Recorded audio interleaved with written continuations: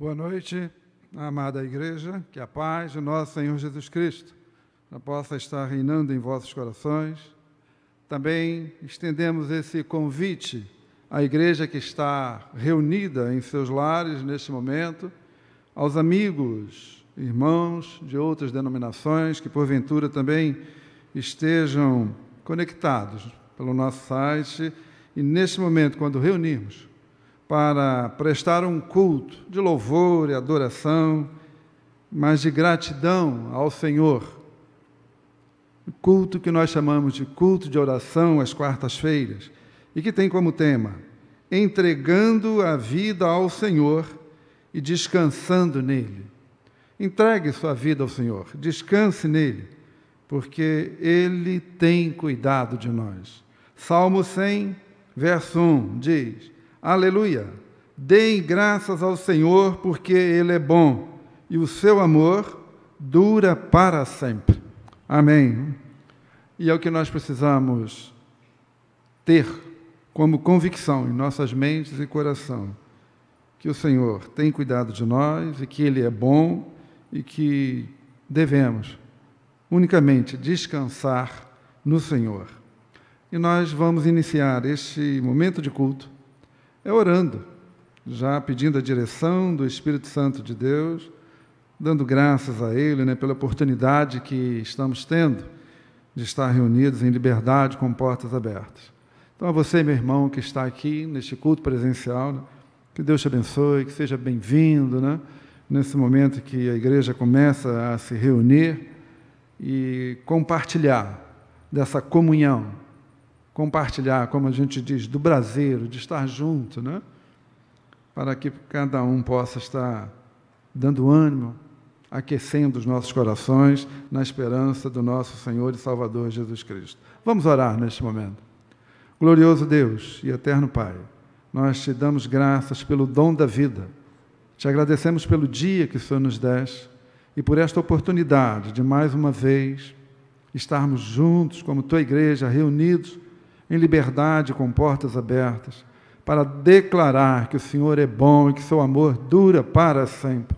Recebe a gratidão da tua igreja, recebe todo o louvor e as súplicas. É o que nós te rogamos, em o nome do teu Filho amado, Jesus Cristo. Amém. Vamos fazer a leitura de introito, que está na nossa ordem de culto também, que encontra-se no Inário para o Culto Cristão. Número 119 será colocado aí, e eu convido a igreja que neste momento se colocasse em pé para fazermos essa leitura. O jugo de Jesus é suave. Leiamos todos.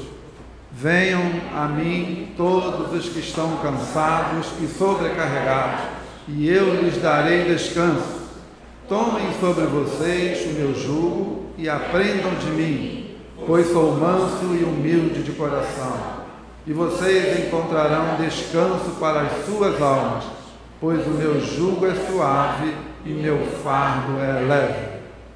Amém. Que esta palavra do Senhor fique gravada, calada em nossas mentes e corações.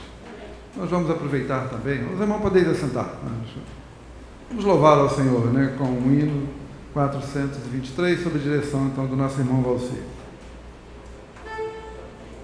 Boa noite. Amada igreja, boa noite. Meus irmãos, nós iremos cantar agora um cânone. E aí eu vou pedir a ajuda dos irmãos, ou seja, a mesma melodia cantada em momentos diferentes. Nós teremos dois grupos. E aí, Carlos, vem me ajudar aqui, meu irmão. Chamar o irmão Carlos para ajudar, porque o grupo dos irmãos aqui da direita, da minha direita, vão cantar com o irmão Carlos. E o grupo dos irmãos aqui da minha esquerda, incluindo o pastor, a minha esquerda, vão cantar comigo. Então nós temos, na primeira vez a gente canta juntos, depois eu vou fazer então que o irmão Carlos cante junto com os irmãos e a gente cante também juntos. Agradeço a ti, Senhor. Leiamos juntos.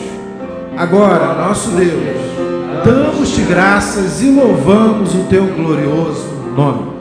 1 Crônicas 29, 13. Primeiro todo mundo junto. Agradeço a Ti, Senhor, pois Tu és bondoso, Tua misericórdia dura para sempre. De novo. Agradeço a Ti, Senhor, pois Tu és bondoso, Tua misericórdia dura para sempre.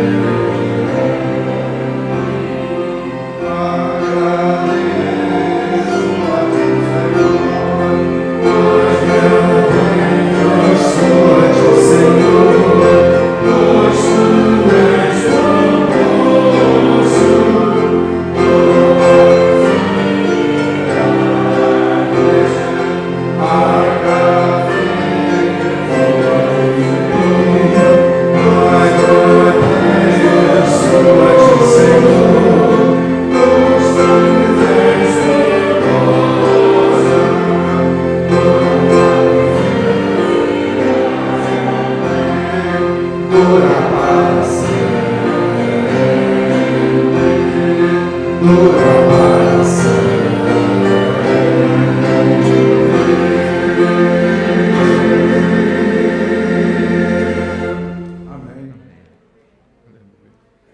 Glória a Deus. E a misericórdia dele dura para sempre, né?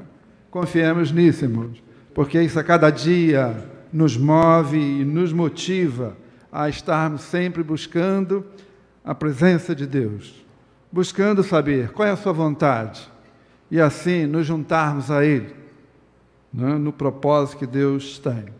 E nós vamos, neste momento, dirigir os irmãos com orações em ações de graça. Vamos orar, agradecendo a Deus. Então, convido a você já a fechar seus olhos para que possamos nos concentrar. Não é? Você em casa também, que está no seu lar, comece a agradecer ao Senhor por este dia. Você sabe que você dormiu e acordou porque o Senhor te sustentou. Então, seja grata ao Senhor pelo dia que Ele te deu. Você que pôde sair para o trabalho e já voltou, seja grata ao Senhor. Você que aqui presente está nesta hora também podendo cultuar ao Senhor, agradeça a Deus.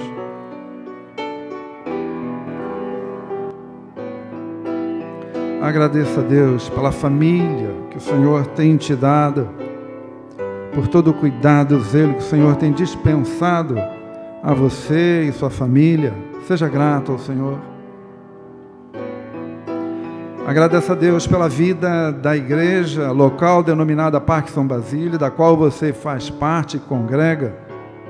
Agradeça a Deus pela existência desta agência do Reino de Deus e pela vida daqueles que têm se dedicado na preparação dos cultos via online para transmitir até o seu lar, pelos músicos, pelas organizações e toda a equipe que tem trabalhado.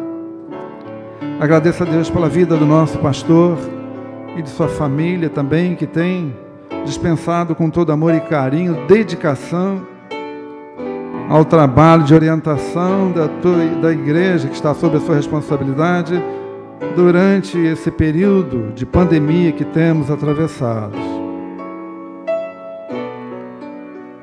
Agradeço ao Senhor, porque até aqui Ele tem nos sustentado, tem nos dirigido.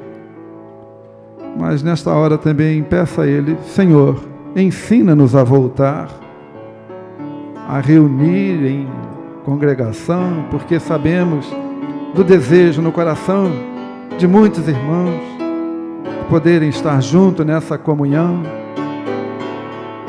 mas que busquemos em primeiro lugar discernir qual a vontade de Deus.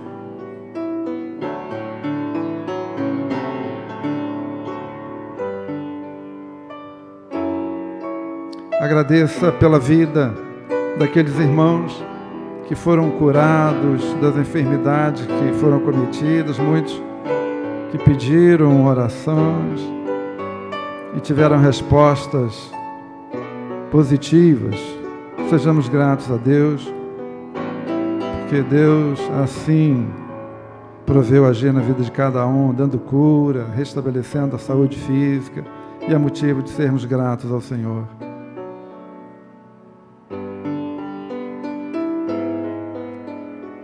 Se você tem um motivo especial de gratidão a Deus nesta hora, coloque também diante do Senhor a sua gratidão diante do trono de Deus.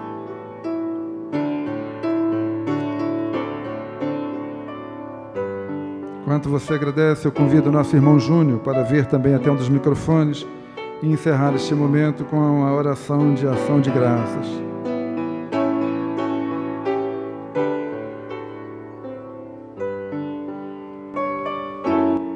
Querido Deus, amantíssimo Pai, ainda na Tua presença, Senhor, nos colocamos para agradecer, Deus. Agradecer o milagre da vida, agradecer o dia de hoje, agradecer os livramentos, Deus, pois quantos nesse momento estão no leito de hospital, estão descendo a sepultura, mas a sua misericórdia permitiu que durante todo esse dia que se passou, o seu Espírito Santo nos guardasse para que neste momento nós estivéssemos aqui te louvando, te adorando e bendizendo o teu santo nome, Senhor. Muito obrigado, Deus. Eu não tenho palavras para agradecer o quão eu sou feliz em poder te chamar de Pai. Muito obrigado. É a oração que eu lhe faço e lhe agradeço no nome santo de Jesus. Amém. Amém. Obrigado aí a participação do irmão Júnior. E é muito bom quando nós podemos estar reunidos para agradecer ao Senhor. O Senhor se agrada de um coração grato e grato em Cristo Jesus por aquilo que Ele fez por nós na cruz do Calvário. Então nós devemos realmente agradecer todos os dias. Façamos mais uma leitura de um versículo que está em 1 Pedro 5,7. Eu creio que a maioria dos irmãos até sabem de cor, mas leiamos esse texto. Lancem sobre Ele toda a sua ansiedade, porque Ele tem cuidado de vocês. 5:7. Muito bom nós termos essa convicção, de que Deus tem cuidado de nós. Nós vamos fazer mais um momento de oração, em que eu vou estar dirigindo a congregação, então, em alguns tópicos, para que estejamos numa unidade de propósito, colocando esta súplica diante do Senhor.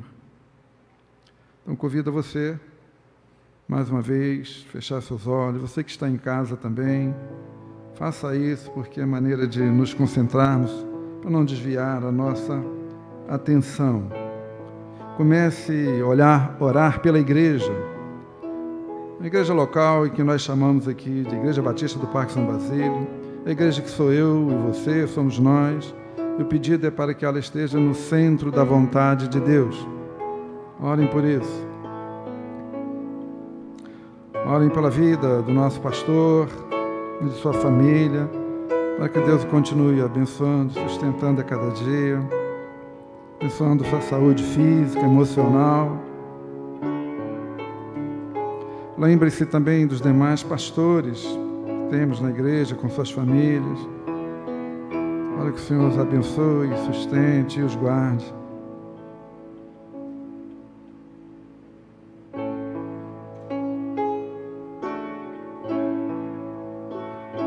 Orem pelas famílias da igreja. Coloca diante do Senhor a cada família, a cada lar, para que o Espírito Santo possa estar agindo nos corações, nas mentes dos cônjuges, que haja a plenitude do amor do Senhor nos lares, que haja a comunhão entre os pais, filhos e pais, para que as famílias possam realmente serem reconhecidas como famílias tementes a Deus, que servem ao Senhor, e ser exemplo de vida em cada local instalado nas famílias da igreja. Peça a Deus.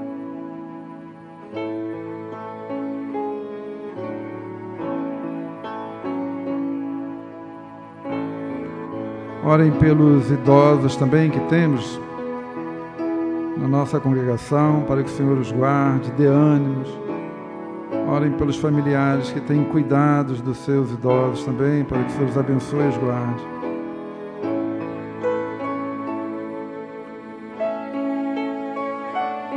Orem pelas organizações, a liderança da igreja, que mesmo nesse tempo afastado, há muitas organizações que não ficaram paradas, e que o Senhor recompense a cada líder, a cada irmão que se empenhou nesse trabalho e tem trabalhado. Então peço a Deus pela vida das organizações.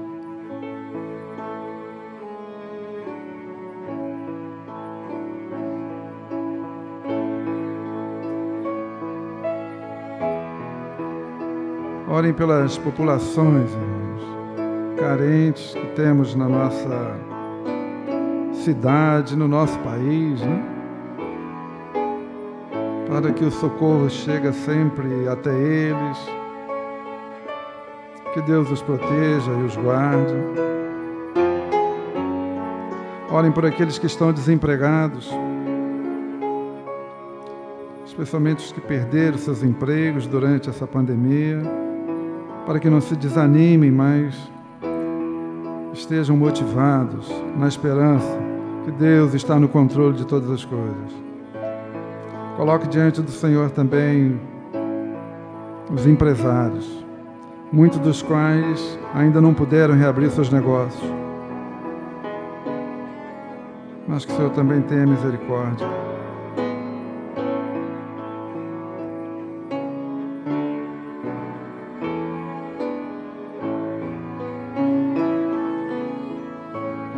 Orem pelos missionários,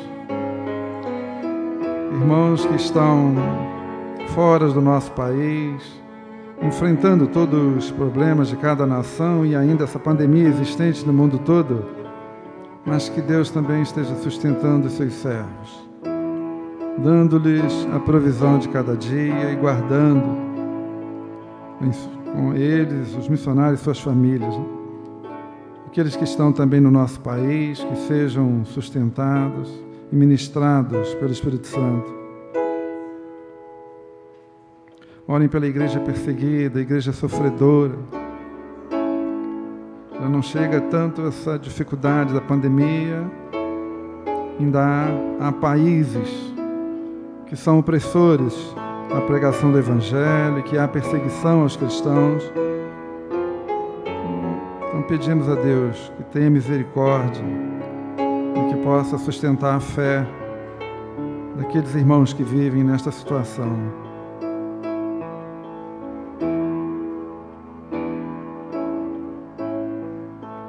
Orem também pelas famílias da sociedade, para que as famílias possam buscar a sabedoria em Deus para vivenciar todo esse período, esses momentos em que ouvimos notícia de tantas dissensões, tantos problemas quando se juntaram, estão juntos, mas que possam entender qual o propósito de Deus em tudo isso. Clamem pela vida das famílias da sociedade.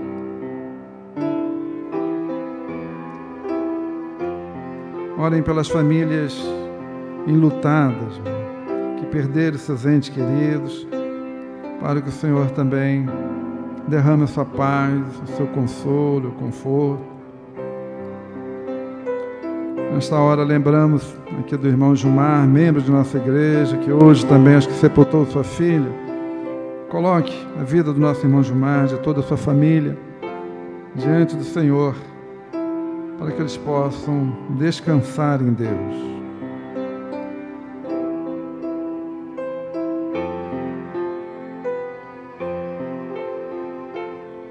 Orem pela igreja do Senhor, a igreja que está espalhada em nosso país.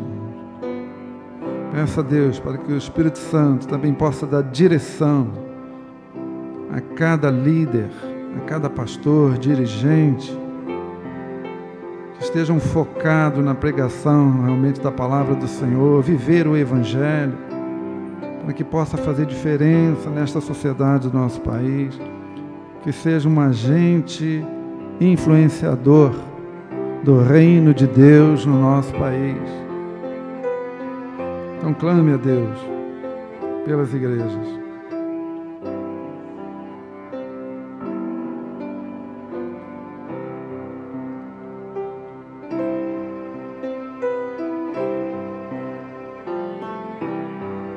Agora vamos continuar orando, irmãos. Vamos voltar pela questão das nações do mundo que ainda sofrem com essa enfermidade.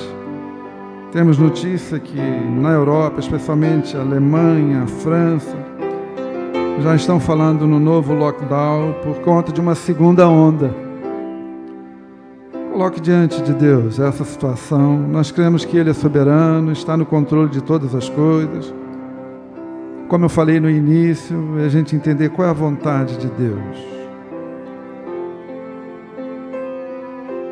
Prestamos discernimentos ao Senhor para até fazermos as nossas orações de maneira correta diante dEle, diante desse quadro que está acontecendo. Mas que o Senhor tenha misericórdia da humanidade. Orem pela vida dos enfermos que estão sendo ainda cometidos pela Covid-19, aqueles que estão nos leitos, nos hospitais. Que o Senhor também possa estar trazendo cura e livrando-os dessa enfermidade. Mais uma vez, clame pelas vidas dos profissionais da área de saúde, que estão na frente no combate a essa enfermidade, para que o Senhor os guarde, os livre, e que eles não percam também a esperança, e que dedique seu trabalho com amor no atendimento às pessoas enfermas.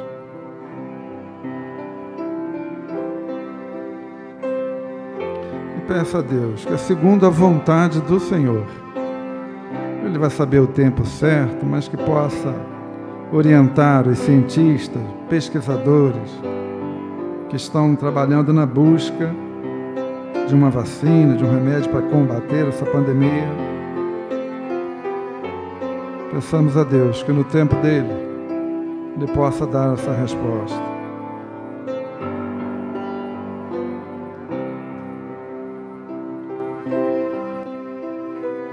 Quero convidar a irmã Silvana para nesta hora também fechar este momento com uma oração.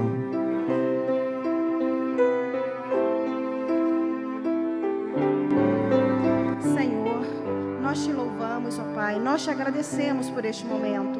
Pai Santo, obrigado, Senhor Deus, porque parte da sua igreja pode se reunir aqui hoje, Senhor.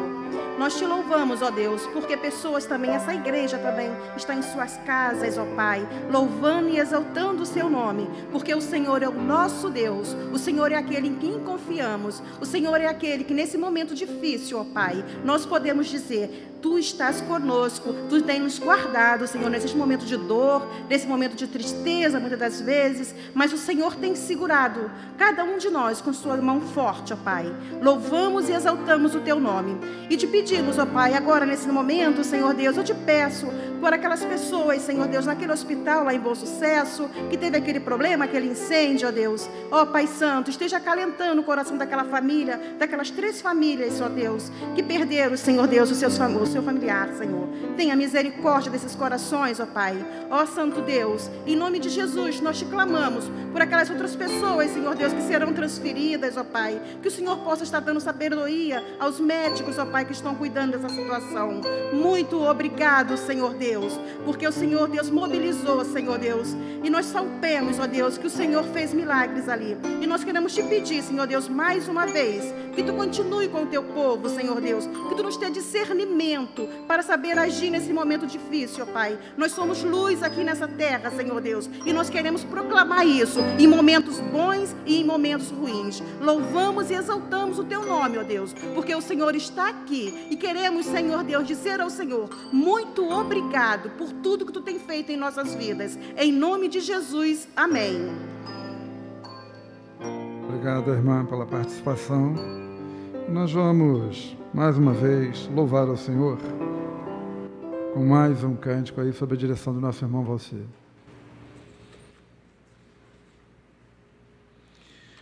Se teu coração estiver em paz, tu guardarás em perfeita paz aquele cujo propósito está firme, porque em ti confia. Isaías 26, 3.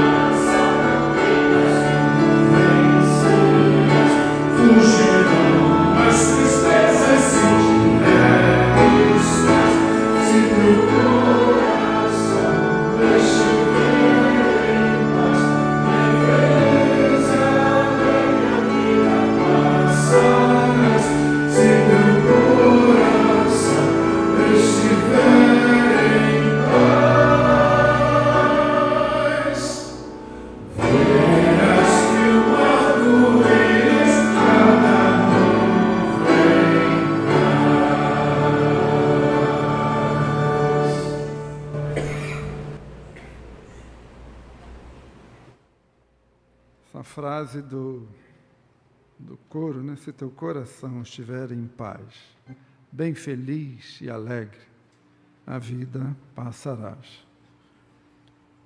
É importante, né, a gente meditar nisso aí, irmãos, porque a gente tem vivido momentos, e atualmente, né, em que, por qualquer coisinha, muitas pessoas saem da paz, discutem por problemas fúteis, especialmente na questão da política.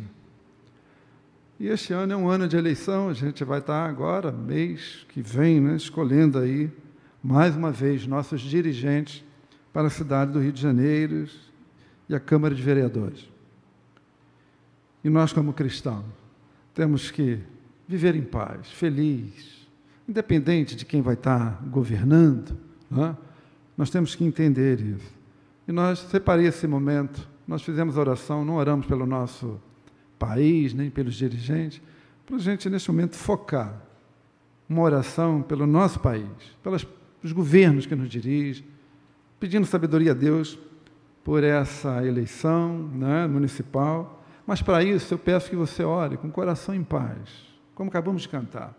Esteja em paz, esquece sua ideologia partidária, qualquer coisa, é colocar o foco em Deus, porque, como já falamos aqui, lemos e cantamos, Deus tem cuidado do seu povo. Deus é soberano, sempre esteve no controle da história da humanidade. E é assim que Deus age o tempo todo, e é assim que a gente aprende como Ele age. Então, não é agora que vai mudar. Confiamos no Senhor. Então, convido a você para mais um momento de oração, a começar a orar. Ora pelo nosso país, pelo Brasil, país maravilhoso em que vivemos, a liberdade que nós temos, pedindo para que Deus possa trabalhar na vida dos nossos governantes, que mantenham realmente essa liberdade. Orem pela vida do nosso presidente, para que o Senhor dê sabedoria a cada dia a Ele na direção do nosso país. Orem pelos seus ministérios, as pessoas que o envolvem, que o ajudam, para que também busque a sabedoria em Deus, para que possamos ter tempos de paz e prosperidade na nossa nação.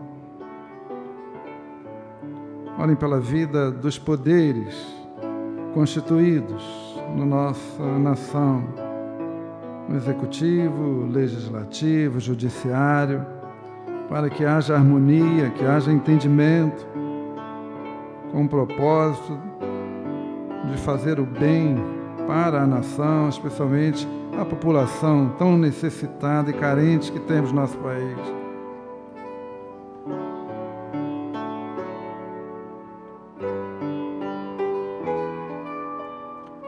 Orem agora por esse pleito que haverá no mês de novembro, especialmente nós aqui da cidade do Rio de Janeiro, pedindo a Deus, nos dê discernimento, visão, para que possamos fazer uma escolha consciente e não deixe de exercer o seu direito como cidadão. Então peça a direção ao Senhor e que Deus abençoe aquele que Deus já sabe que vai ocupar esse governo municipal por mais uns 4 anos.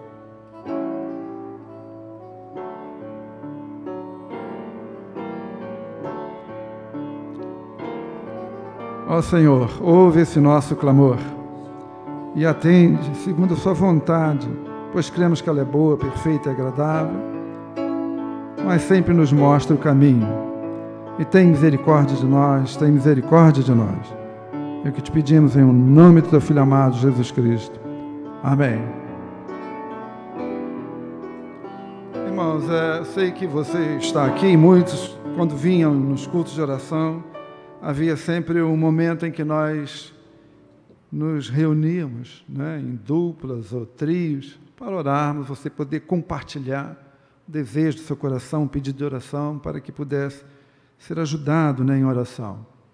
E isso também é mandamento bíblico, que a gente possa estar orando pelos outros, ajudando, mas nós estamos vivendo um momento em que não dá para fazer essa participação. Mas mesmo assim, o que eu tenho feito aqui, a gente vai continuar a fazer.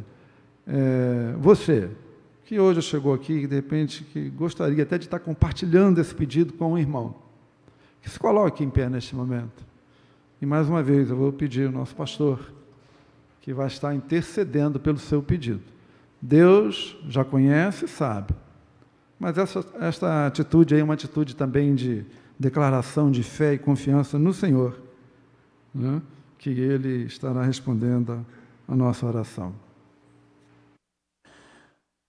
Senhor, nesse momento, diante dos teus servos, menina dos teus olhos, Senhor, tua igreja, que se levanta para dizer que estão precisando da intervenção, da tua misericórdia, do teu amor, da tua mão poderosa nas suas vidas e histórias. Nós te pedimos agora, Senhor, que os desejos desses corações estejam chegando ao teu trono de graça, recebendo as respostas que necessitam receber, para a felicidade deles, mas para a glorificação também do teu nome. Tem misericórdia, Senhor, daqueles que estão vivendo momentos difíceis. Lembramos agora da tua serva, a irmã Solange Pedron, com seus 2 cunhados hospitalizados, seu papai hospitalizado, Senhor, Conforta o coração da tua serva e atua, Senhor, na saúde e na vida também dessas pessoas. Mais uma vez, pedimos o teu consolo pelo teu servo, irmão Gilmar, na perda, Senhor, da sua filha. Sabes o quanto isto está doendo na vida deles, doendo nos seus parentes e amigos, doendo também nos nossos corações como irmãos em Cristo. Conforta o teu servo. Continua, Senhor, nos orientando pelo teu Santo Espírito. Nós oramos, te suplicando humildemente, no nome de Jesus, nosso Senhor. Amém. Amém. Nós teremos agora uma participação também com o Paulo César, Pacheco, está aqui, vai estar louvando ao Senhor. E após o louvor, a palavra já estará então com o nosso pastor para trazer a mensagem.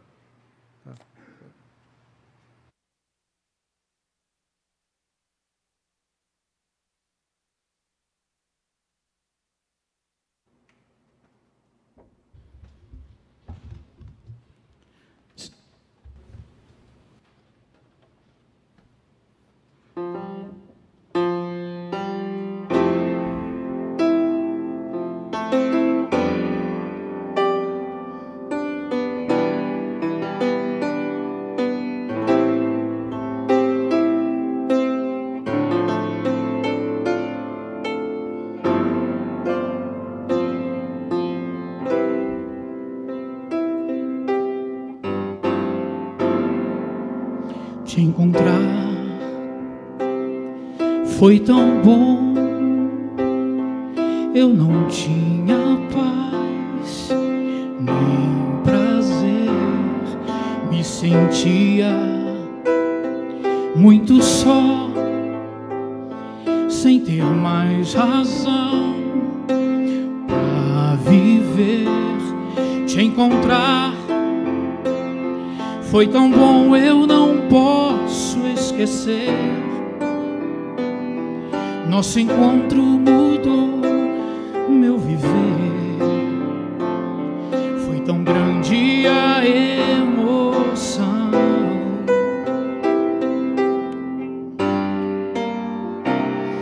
Quando ouvi tua voz me falando de amor, pois você me aceitou do jeito que eu sou, te dei meu coração.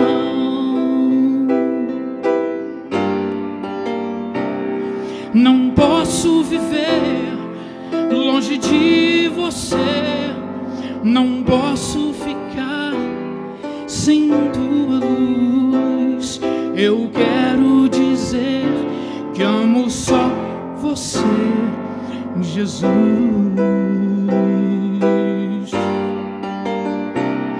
Não posso viver longe de você, não posso ficar sem tua luz. Eu quero dizer que amo só você, Jesus.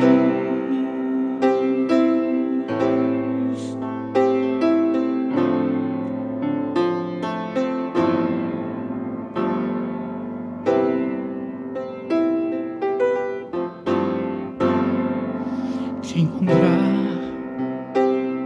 me mostrou nova direção, seu amor. Desculpa, meu.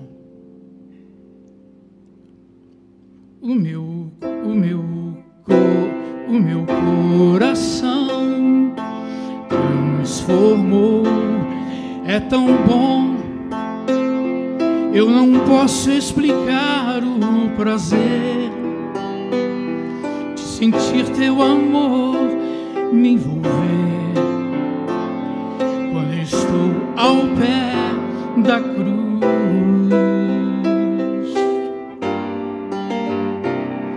eu só sei de uma coisa e vou lhe dizer: simplesmente não posso e não vou viver sem você, Jesus.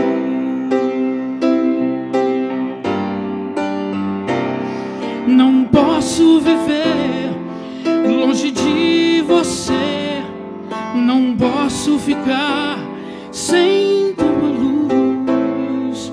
Eu quero dizer que amo só você, Jesus.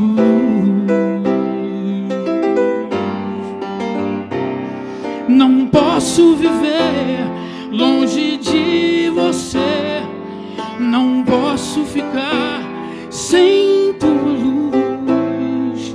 Eu quero dizer que amo só você, Jesus.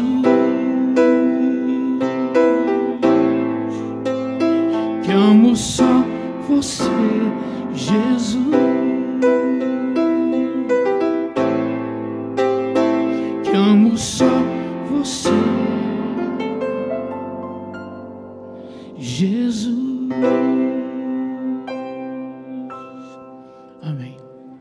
A letra é tão antiga que eu esqueci, mesmo com a cola. Me perdoe, meu senhor. Está dizendo que é a idade, olha. Então, meu amigo. Aliás, mas você acertou em cheio, Fernando. Porque nós temos 2 irmãos aqui que fazem parte de uma casa de recuperação. Eles estão hoje aqui vendendo o quê, Fanny? Trufas, está vendo? Ela falou comigo ali, eu já esqueci o que é. Então, mas eu estou com 70 anos, né? Quais são os irmãozinhos? Bate com a mãozinha. Então, os irmãos, depois que puderem, eles precisam ampliar, irmãos, o espaço da casa para receber mais pessoas, né? Para serem socorridos nessa situação. Os irmãos que puderem ajudá-los, então, que façam isto. Antes, irmãos, do nosso estudo, eu quero ler para os irmãos. Eu recebi da Associação Pró-Evangélica do Brasil e Exterior, a chamada PEB. É uma organização que tem, inclusive, filiais no exterior. Um pedido de oração às igrejas, especialmente para o dia 11 de novembro próximo, quando o Supremo Tribunal Federal poderá aprovar uma petição encaminhada pelo PSOL e que que pede o seguinte: o ensino obrigatório da teoria de gênero nas escolas, a partir das escolas fundamentais, se aceitem como normais oficialmente os namoros homoafetivos de adolescentes, que se respeite oficialmente nas escolas do ensino fundamental e primário o direito da criança que deseja ser chamada pelo nome oposto àquele que lhe foi dado na certidão de nascimento, relacionado agora ao sexo que ela acha que tem, né? E que se possa ir à escola vestido ou vestida da forma em conformidade com o gênero transgênico que essa criança diz ter assumido. O documento não fala de autoridade paterna, né? Se pai e mãe podem opinar em relação a isso. Bem, irmãos, vamos orar. Até falar está perigoso agora, né? Vamos orar, falar com Deus, colocar essa situação. As pessoas têm direito, não podemos ir contra os direitos civis de quem quer que seja. Mas e os nossos direitos? Como é que estão ficando a essa altura? Se nem mais falar, né? A gente está tendo liberdade, pois a repressão vem logo em cima, somos acusados de fomentação de ódio e essas coisas. Temos que orar, irmãos, é a misericórdia de Deus para nos, inclusive, ensinar a viver em situações como essas. O povo de Deus viveu no cativeiro babilônico, né? E conseguiu sobreviver e não deixou de ser o povo de Deus por causa disso, mas o desafio realmente é muito grande. Queridos, pela graça de Deus, vamos terminar hoje o capítulo 14 da nossa primeira carta do apóstolo Paulo aos Coríntios.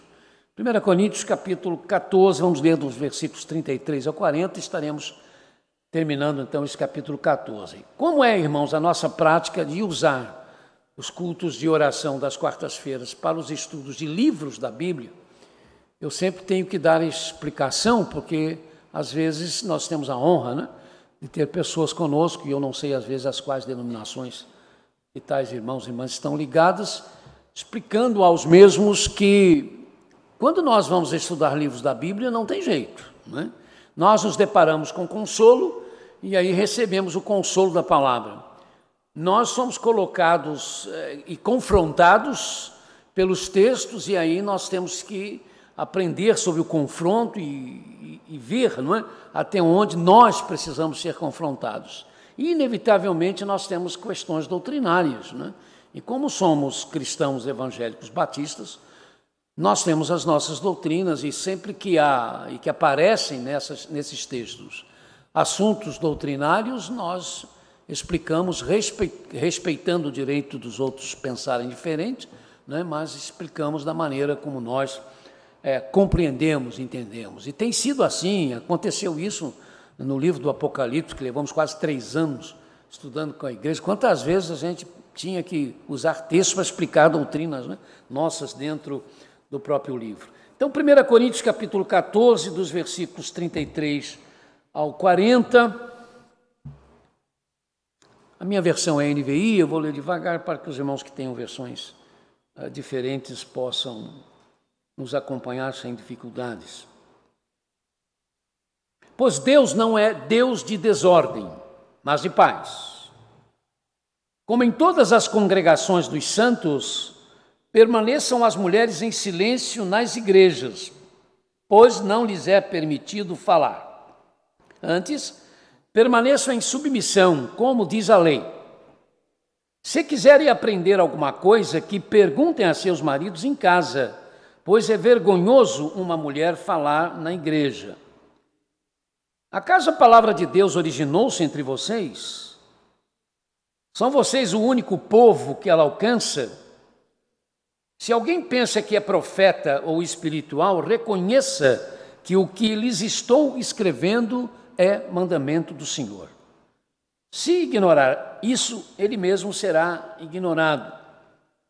Portanto, meus irmãos, busquem com dedicação o profetizar e não proíbam o falar em línguas, mas tudo deve ser feito com decência e ordem.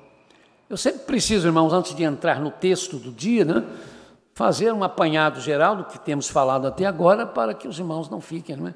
Aqueles que, de repente, hoje estão vindo e hoje pela primeira vez, ou mesmo porque não puderam assistir ininterruptamente os estudos, para não ficar muito, não é, fora do contexto, a gente faz aqui um pequeno apanhado do que foi dito até agora. Nós temos visto que, mesmo formada por santificados em Cristo Jesus, chamados santos, a igreja de Corinto, organizada pelo apóstolo Paulo, precisou ser corrigida em diversos equívocos, ou de diversos equívocos, de diversos desvios que envolveram questões morais, questões éticas e questões doutrinárias.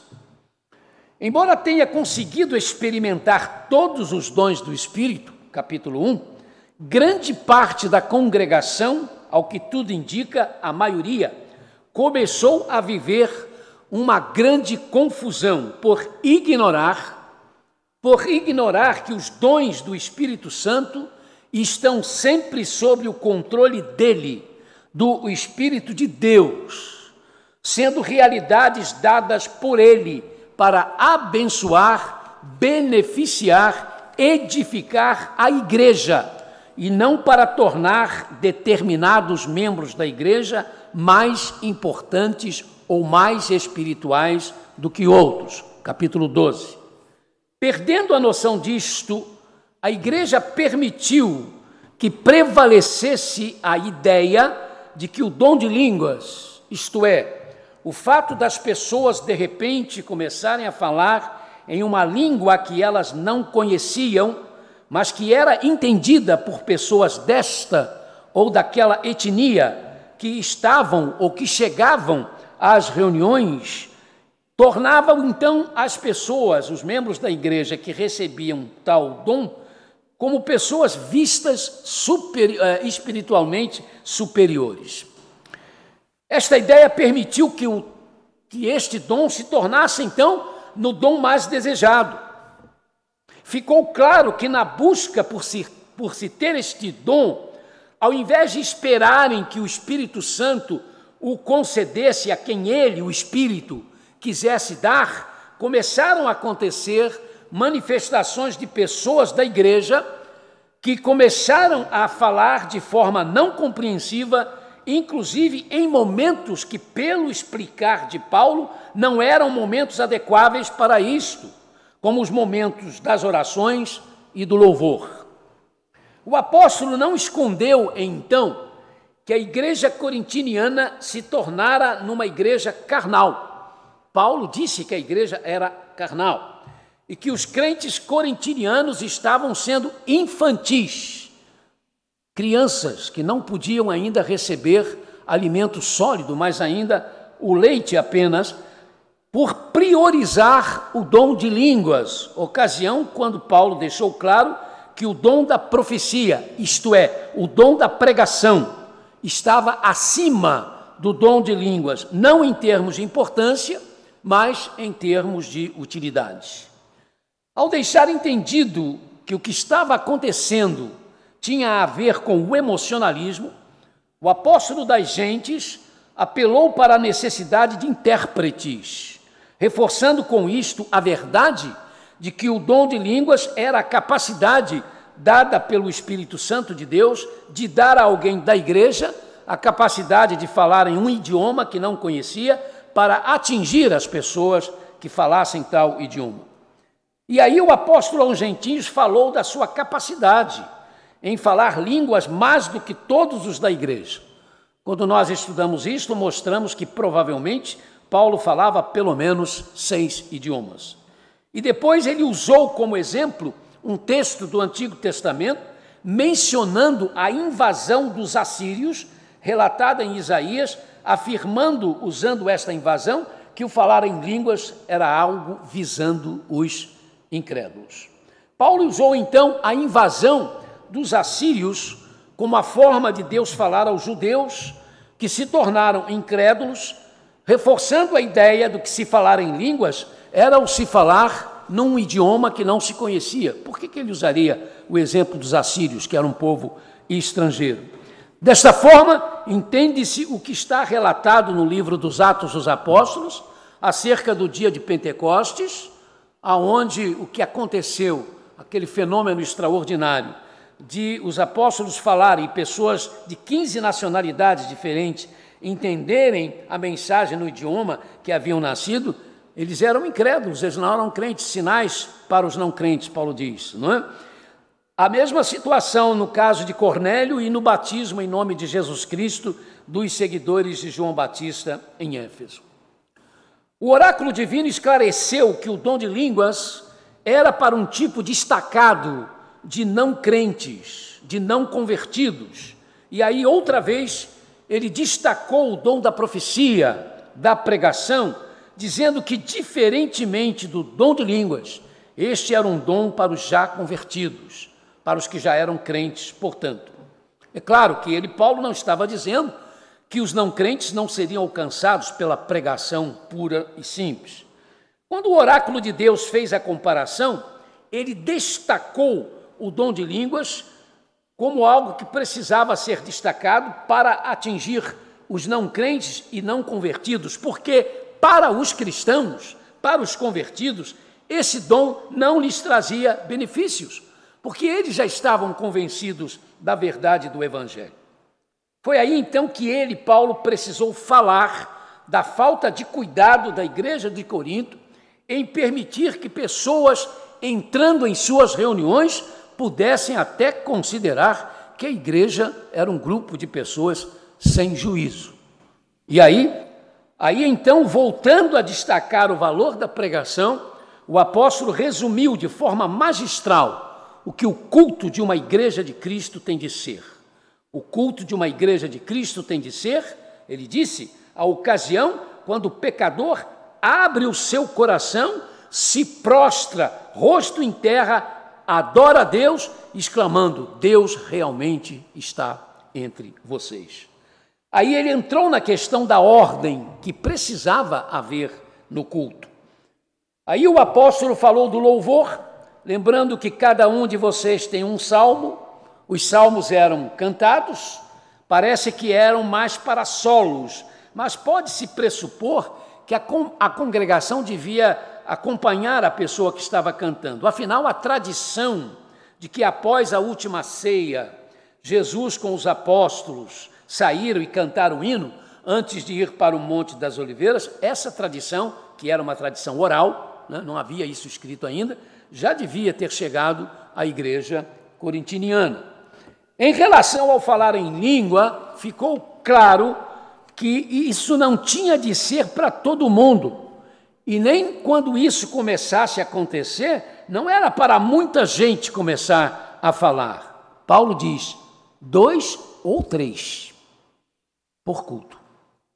Muita gente, ao mesmo tempo, era evidência de emocionalismo, e não o dom do Espírito Santo. Então, quando alguém falava em uma língua desconhecida, e outra pessoa dava sinais que estava entendendo, porque essa era a sua língua, a língua na qual ele tinha nascido, logo tudo se esclarecia. Mas percebe-se que em algumas situações fazia-se necessário um intérprete, que ao interpretar o que fora dito, era confirmado por alguém que falava ou entendia aquela língua que ele estava traduzindo. Por isto Paulo falou de falar em língua e também de uma interpretação. Se a pessoa que falou de forma incompreensiva falava e não havia intérprete, porque ninguém sabia o que ele estava falando, Paulo deixa claro que ela não devia falar mais. Percebe-se que quando alguém começava a falar de forma incompreensiva, levado pela emoção, não tinha como continuar, porque ninguém podia traduzir o que essa pessoa estava falando.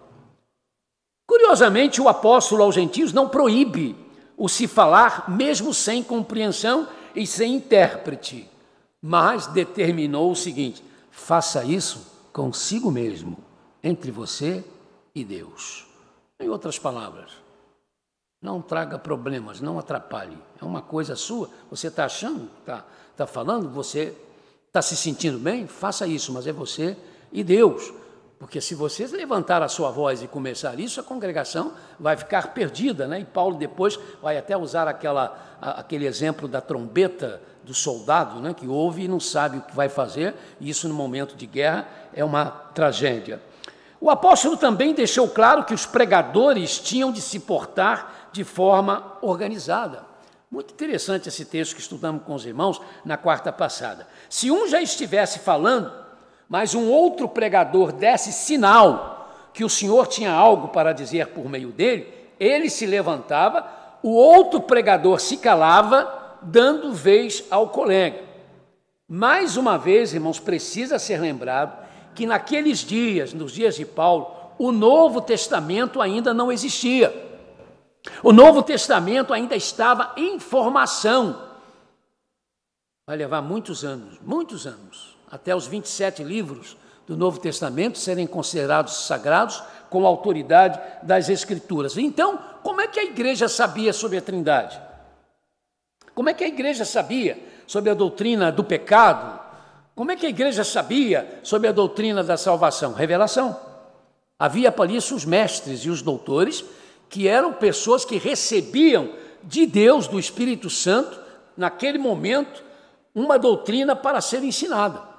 Normalmente eles eram também os pregadores. Profetas e pregadores são a mesma classe de pessoas. Profetas no Novo Testamento não são para adivinhar as coisas que estão para acontecer. Profeta é a palavra profeta no grego quer dizer aquele que fala em voz alta, que anuncia em público. Por isso que os profetas os pregadores eram chamados de profetas. Primeiro porque quando você prega, inevitavelmente você faz profecia, não é? Quando eu prego sobre a volta de Jesus, eu estou fazendo profecia. Quando eu falo sobre você entregar a sua vida a Jesus Cristo, porque a sua vida vai ser mudada, eu estou fazendo uma profecia. É inevitável uma coisa se separar da outra. Houve algum caso, como o caso de Ágabo, né, em que ele recebeu uma mensagem especial para falar sobre Paulo e sobre a fome em Jerusalém, e aí o texto diz que ele era profeta porque ele era um pregador, e por ser um pregador ele tinha mais facilidade de comunicar aquilo, mas não quer dizer que ele vivia fazendo aquilo. Barnabé é chamado de profeta, e me aponte um texto no Novo Testamento onde Barnabé faça qualquer tipo de profecia desse tipo. Olha, vai acontecer isso, o Senhor está me dizendo que vai haver isso. O Senhor está me dizendo que vai haver isso. Jesus disse, acabou com João. O último profeta foi João. Não quer dizer que Deus não deixa Deus ser Deus, né? Que de repente, por um motivo especial, ele tenha que falar comigo ou com você sobre alguma coisa, né? Que você precisa ser prevenido, mas isso pertence à autoridade de Deus e são exceções, não são regras. Mais uma vez, então, precisa ser lembrado que naqueles dias o Novo Testamento estava em formação, mas que com o passar do tempo, todas aquelas doutrinas que foram reveladas, outras que vieram através da tradição dos tempos de Jesus, dos apóstolos, vão ser colocadas então no Novo Testamento. Então interrompia um pregador a um outro pregador, porque o Espírito de Deus lhe dera um ensino para ser ministrado. Mas o apóstolo das gentes então falou que os outros profetas ou os outros pregadores presentes tinham de julgar cuidadosamente o que estava sendo falado. O pregador dizia, olha, o Senhor está me dizendo para eu dizer uma coisa. Ok.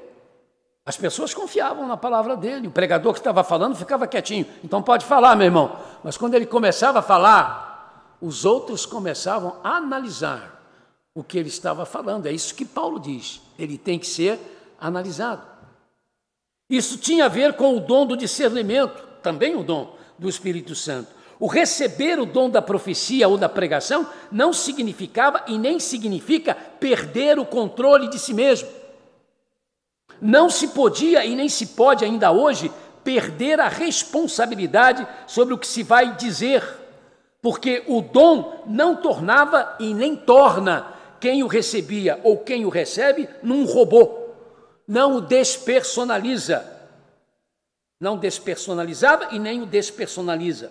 Mesmo recebendo revelações, porque precisavam ensinar algo novo, os pregadores não eram possuídos pelo Espírito Santo no sentido de entrar em êxtase e se tornarem bonecos sem vontade própria. Recebiam de Deus o que deviam dizer, mas eram responsáveis pela forma como iriam dizer o que receberam de Deus. Tinham de saber o que estavam falando. Tinham de saber o que estavam dizendo. Então, ainda, irmãos, na temática de Paulo acerca da ordem do culto, entramos no nosso texto de hoje. Pois Deus não é Deus de desordem, mas de paz. Curiosamente, a palavra grega traduzida como desordem ou confusão, né? Os irmãos devem ter alguns textos que dizem, pois Deus não é Deus de confusão, na NVI é desordem. A palavra grega que está na carta que Paulo escreveu é acatastasias, e ela tem o sentido também de comoção, de grande emoção, de se ficar muito agitado. Então, quando o oráculo de Deus afirmou que Deus não é Deus de confusão, ele estava dizendo que Deus não tem comoções, que Deus não tem emoções além dos limites, que Deus não fica agitado porque ele não é Deus de agitação. Esta é a mesma palavra que está em Lucas 21:9, aonde lemos, quando ouvirem falar de guerras e rebeliões, não tenham medo, acatastasias. A palavra medo usada pelo Senhor é a mesma então usada por Paulo. E o que o Senhor, então, Jesus estava dizendo? Quando ouvirem falar de guerras e rebeliões, não fiquem agitados, não fiquem nervosos, não fiquem alterados. Esse é o sentido. Deus é Deus de paz, disse o apóstolo. Jesus é o príncipe da paz. Então, amados, amadas, no culto a Deus, que é um culto cristocêntrico, tem de haver paz. O culto tem de ser um ambiente de paz. Não está proibido a alegria. Não estão proibidas as manifestações de felicidade, ao contrário, mas está proibida a confusão, está proibida a bagunça, isto está. E aí entramos num dos textos mais polêmicos do Novo Testamento. Tão polêmico que houve irmãs que na quarta-feira passada disse que não viria no culto de hoje. Mas você veio sim, você veio. Você disse que não vinha, mas veio, não é? Como em todas as congregações dos santos, permaneçam as mulheres em silêncio nas igrejas, pois não lhes é permitido falar, antes permaneçam em submissão, como diz a lei. Se quiserem aprender alguma coisa, que pergunte a seus maridos em casa, pois é vergonhoso uma mulher falar na igreja. Para que os irmãos e irmãs tenham a ideia, irmãos, do quanto esse texto é problemático, alguns manuscritos gregos e versões latinas do Novo Testamento colocam estas palavras no final do capítulo, depois do versículo 40, numa espécie de aviso de que o texto se apresenta sem nexo, achando alguns que o mesmo não foi realmente escrito por Paulo, porque esta afirmação, como diz a lei, não segue a maneira dele, Paulo, se referir ao Antigo Testamento. Sempre que Paulo citou uma passagem do Antigo Testamento, ele citou o livro, aonde está a passagem, mas ele não faz isto aqui. Também não há nenhuma parte do Velho Testamento, não há no Velho Testamento um texto que proíba as mulheres de falarem na congregação dos hebreus. Como é que ele diz que é conforme está na lei? Desde que elas não falassem para tirar o lugar dos homens, mas elas podiam falar. Não há nada que as proibissem fazer isso. Mas como estas palavras, irmão, estão nos manuscritos mais antigos, e esta mesma recomendação apareceu na epístola de Paulo a Timóteo, a questão pode ser resolvida da seguinte forma. O apóstolo, em 1 Coríntios, capítulo 11, verso 5, escreveu assim: toda mulher que ora ou profetiza com a cabeça descoberta, desonra a sua cabeça, pois é como se a tivesse raspada. Ora, ninguém profetiza.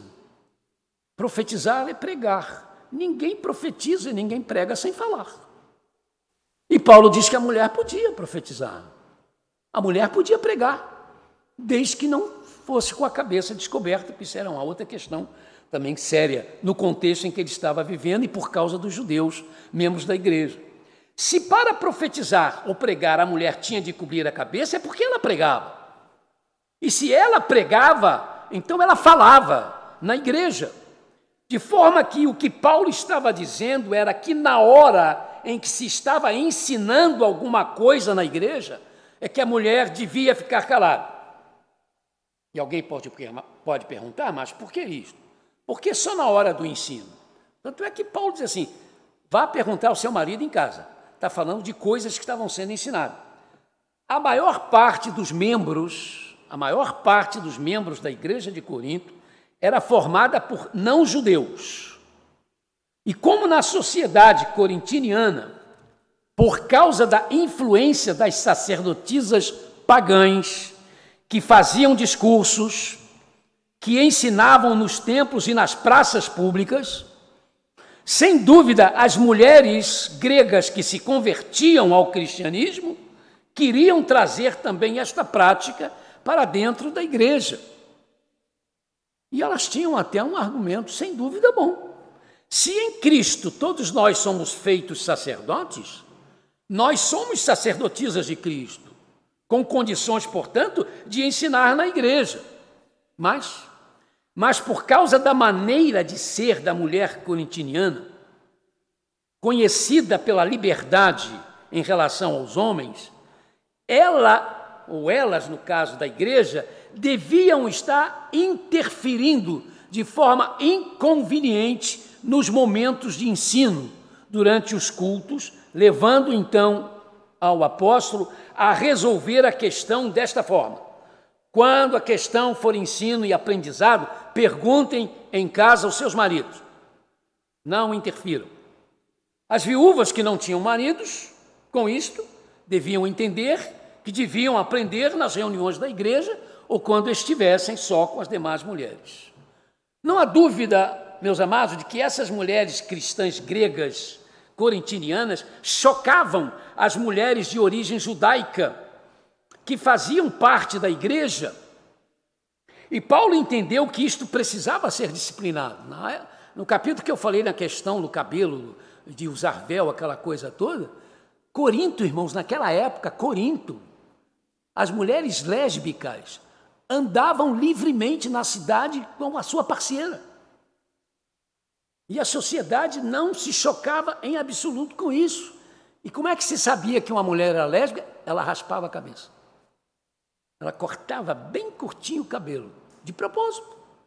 E a sociedade de Corinto aceitava bem isso. Bem, a mulher se convertia, vinha para a igreja, queria cortar o cabelo? Não, aí não, querida.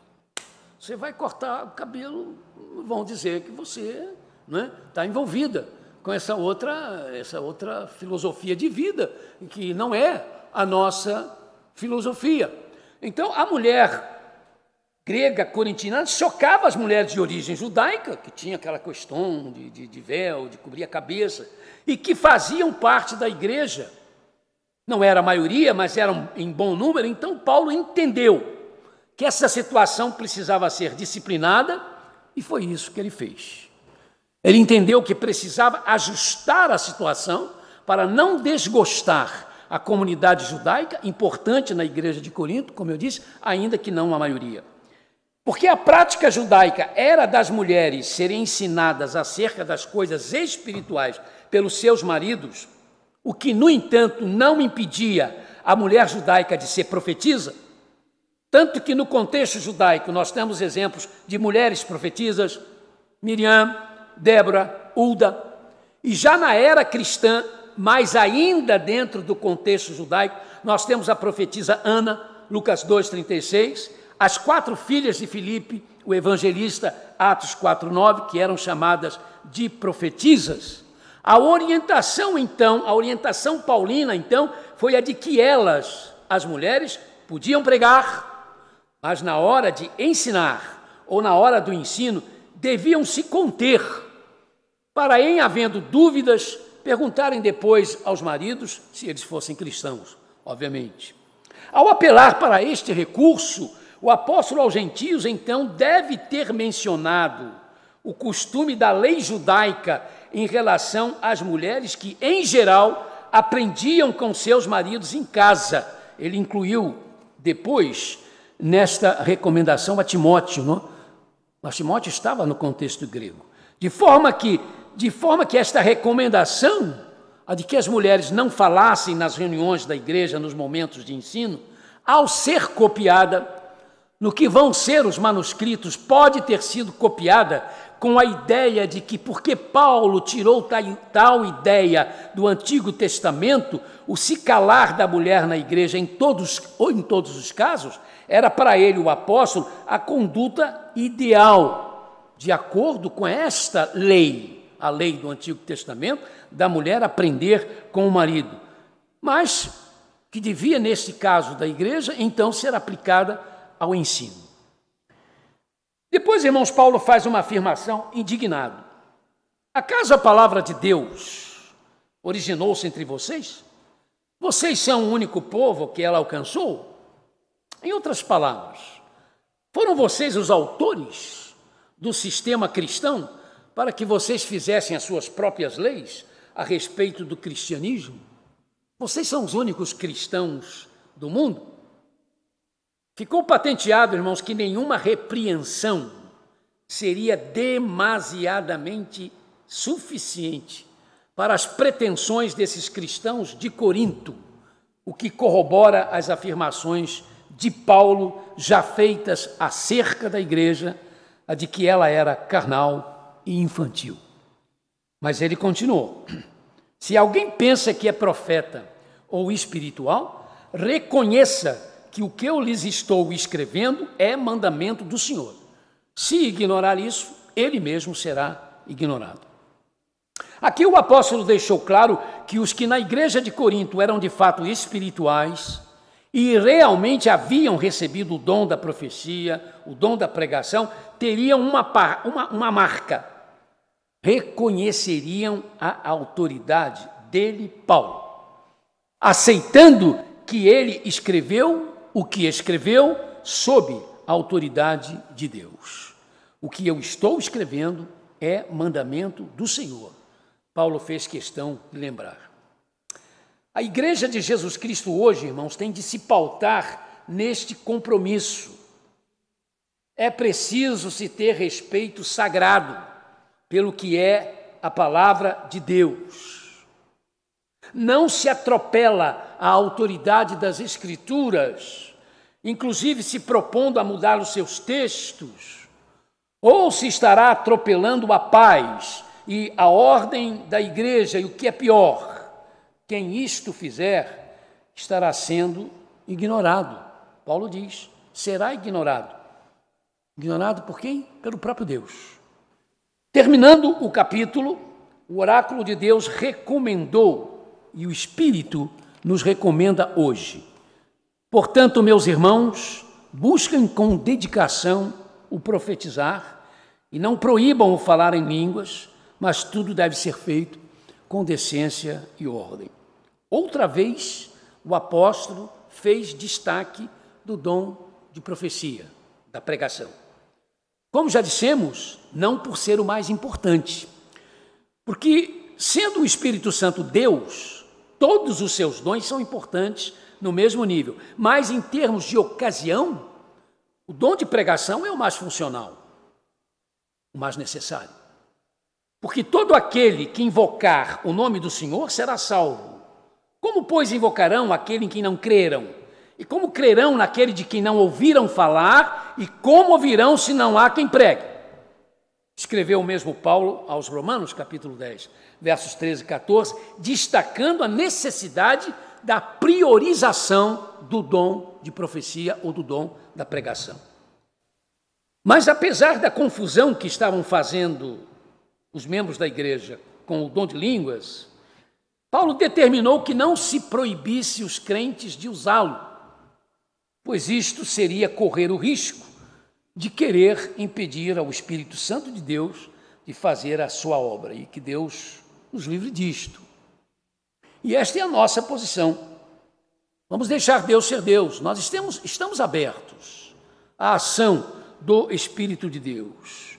O que desejamos é que, se tiver que acontecer, que aconteça, mas conforme os propósitos de Deus, já exposto em sua palavra, nossa regra de fé e prática, a saber, o dom de línguas é o se falar um idioma que não se saiba falar para atingir um determinado alvo com esse idioma.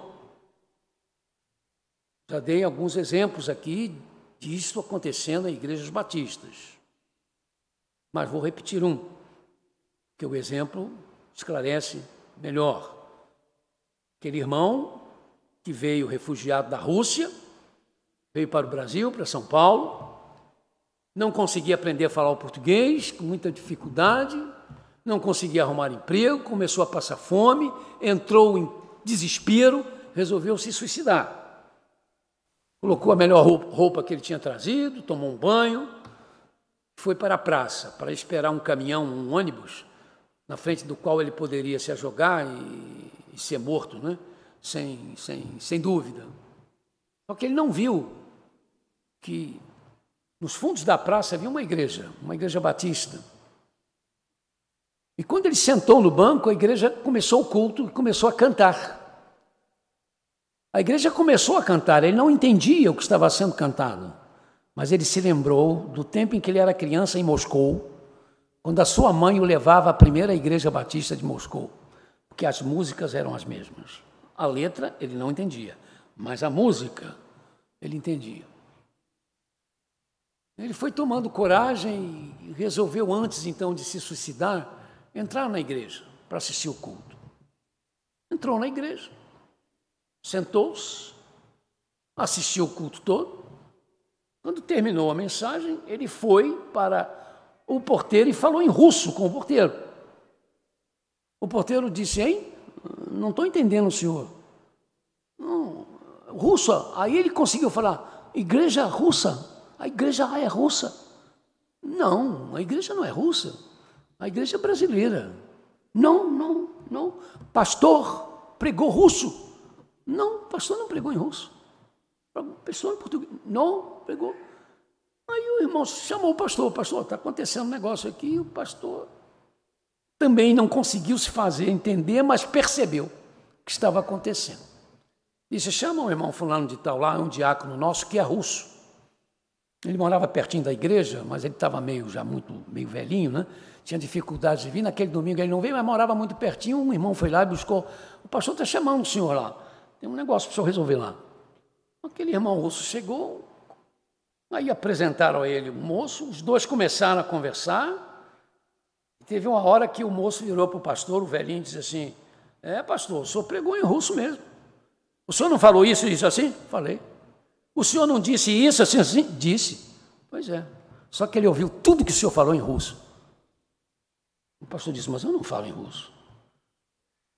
Aí o irmão disse, é claro que o senhor não fala russo, mas o Espírito Santo fala russo. O Espírito Santo fala russo e fala qualquer língua que for necessário. Isso, irmãos, nós cremos que pode acontecer.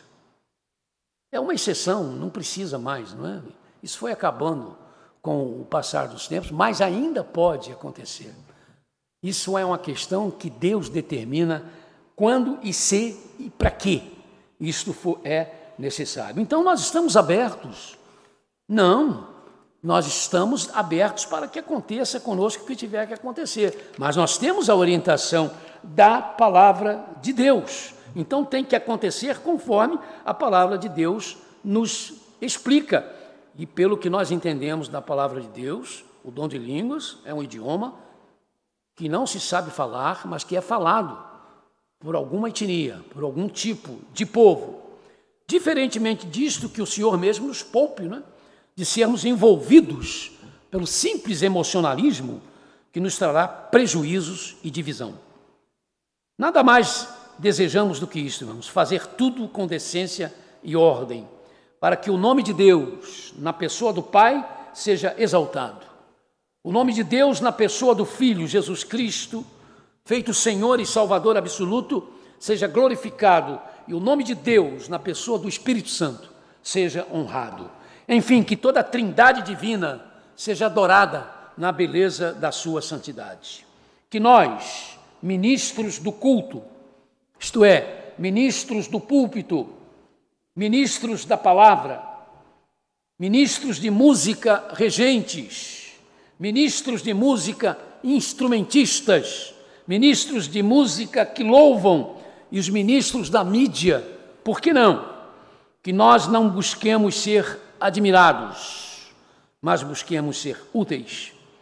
Que não sejam os nossos objetivos o excitar a congregação, mas tornar possível a compreensão da mesma, para que de forma graciosa, feliz, fervorosa, mas não sem controle, ela cultue e seja abençoada pelo culto, e que cada adorador saia para ser um abençoador, uma abençoadora.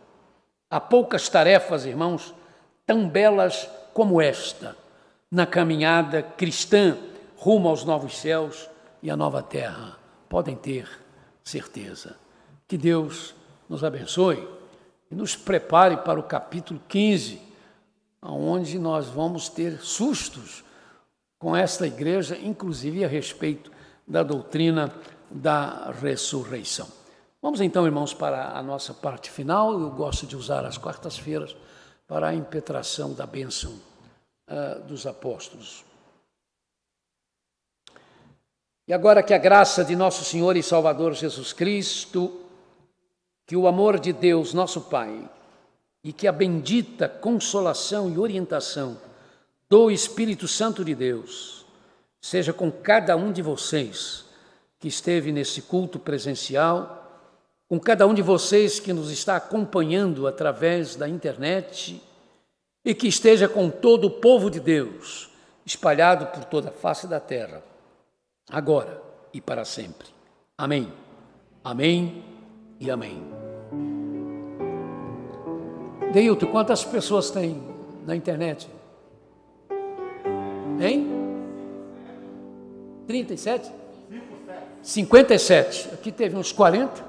57 vezes 2, deu quase 120. Mais os 40 daqui.